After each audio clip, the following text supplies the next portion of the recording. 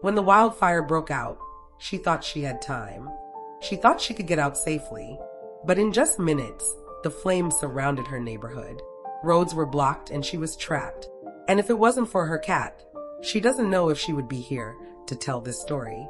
This is a true story submitted on Reddit during the California wildfires in January of 2025. It was a quiet evening in January when Emma Foster, a 34-year-old nurse, came home after a long shift at the hospital. She lived alone in a small rental house on the outskirts of a town in Northern California, nestled against the dry hills. Her orange tabby, Ember, was waiting at the door like always, rubbing against her legs, meowing for dinner. Emma fed him, then turned on the news while making tea. That's when she saw it: breaking news. A fast-moving wildfire has erupted in the nearby hills, spreading rapidly due to strong winds.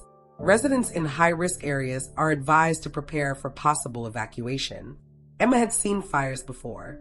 Every year, there were warnings, but her neighborhood hadn't been directly threatened before.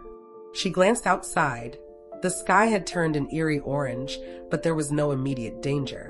Still, she grabbed Ember's carrier, set it by the door, and threw a few essentials into a bag, just in case. An hour later, everything changed. Emma stepped outside to check the air quality, and that's when she saw it: flames flickering on a distant ridge. But what scared her more was the wind. It was howling, pushing the fire downhill, straight toward the neighborhood. Then her phone buzzed.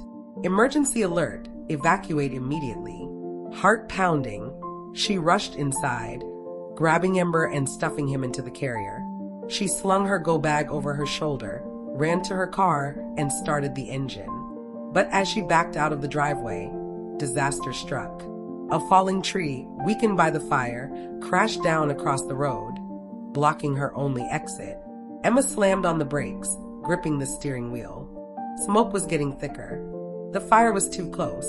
She had no time to wait for help. She had to get out on foot. Emma grabbed Ember's carrier and started running toward the only place she could think of: the old hiking trail behind her house. It led downhill, toward a creek that might serve as a natural fire break. But Ember, terrified and restless, was thrashing inside the carrier.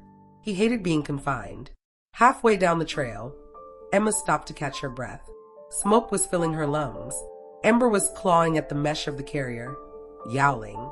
Emma unzipped it slightly to comfort him. That's when he bolted. "No, no, no, Ember," she shouted, chasing after him. Ember wasn't running randomly.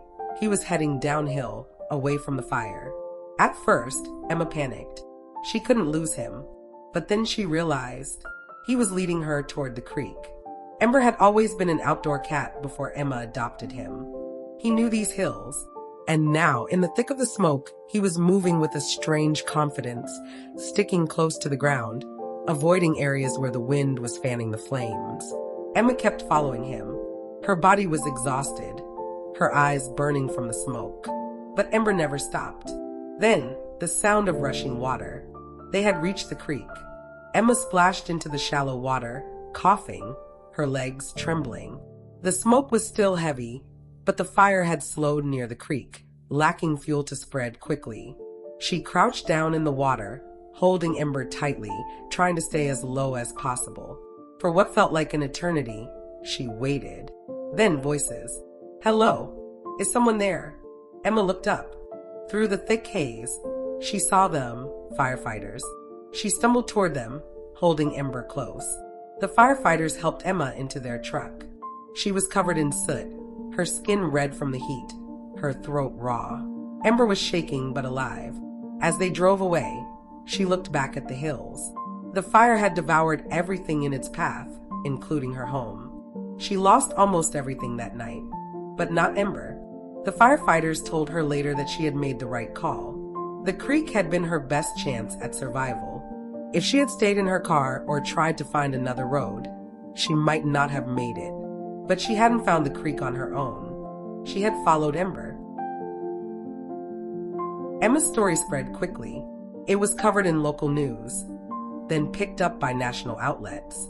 People were captivated, not by a miracle or an exaggerated hero story, but by something real. A pet's instincts, A woman's fight to survive, the unbreakable bond between a person and their animal. In an interview weeks later, as she held Ember on her lap, Emma said, "He wasn't trying to be a hero. He was just being Ember. But without him, I don't know if I'd be here today." If you found this story as moving as we did, please give this video a like. Subscribe for more heartwarming tales and hit that notification bell so you never miss a new story. Your support helps us share these incredible acts of animal kindness with the world.